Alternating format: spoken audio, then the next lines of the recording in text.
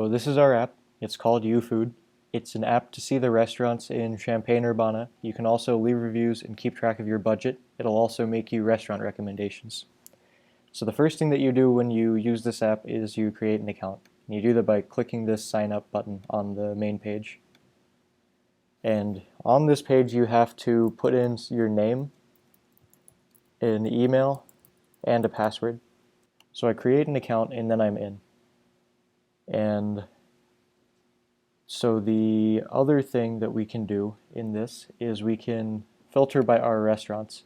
So for example, if I want to get Maze, I can look up part of Maze's name, check this by name button, and then search.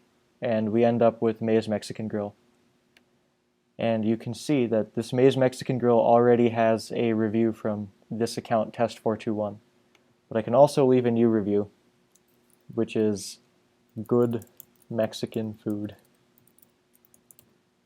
and give it a 1-star rating just to show this, even though it deserves a 5-star rating. And you can see that the total rating now has changed to reflect the new average. And now if I select my review again, I can choose to edit it,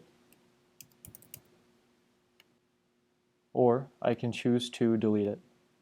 And if I delete it, then this is gone, and then the rating has automatically updated. Now the other features that this app has are budgeting and recommendations. And to show you these, we're going to log out and pick an account where we've already set up these things. So now we sign in, and we can look at this budget tab. And Mr. Demo Man has been eating food in the past, and he's also been keeping track of it in his budget.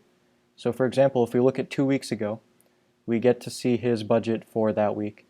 And we can see that he's budgeted $30 and he spent $38. And so he's gone over budget. And so our spent indicator turns red.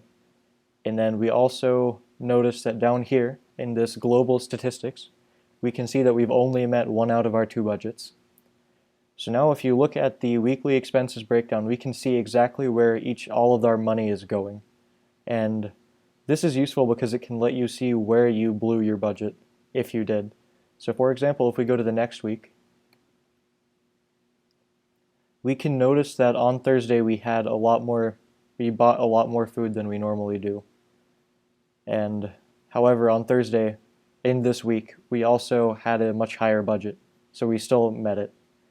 So you can go to even the current week, which is this one, and we can set a budget. So say, let's set a budget of $10. And we can create transactions. So say, for example, our demo man likes Mexican food and he wants to go and eat at Maze. So we'll go to Maze and we can pick the day we eat at Maze. So let's say we ate there on Sunday. And we'll say we spent $15 at Maze.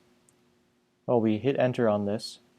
And now we can look at our budget, and it's automatically updated. And on top of that, our key statistics has also automatically updated. So now the other thing that we want to look at is recommendations.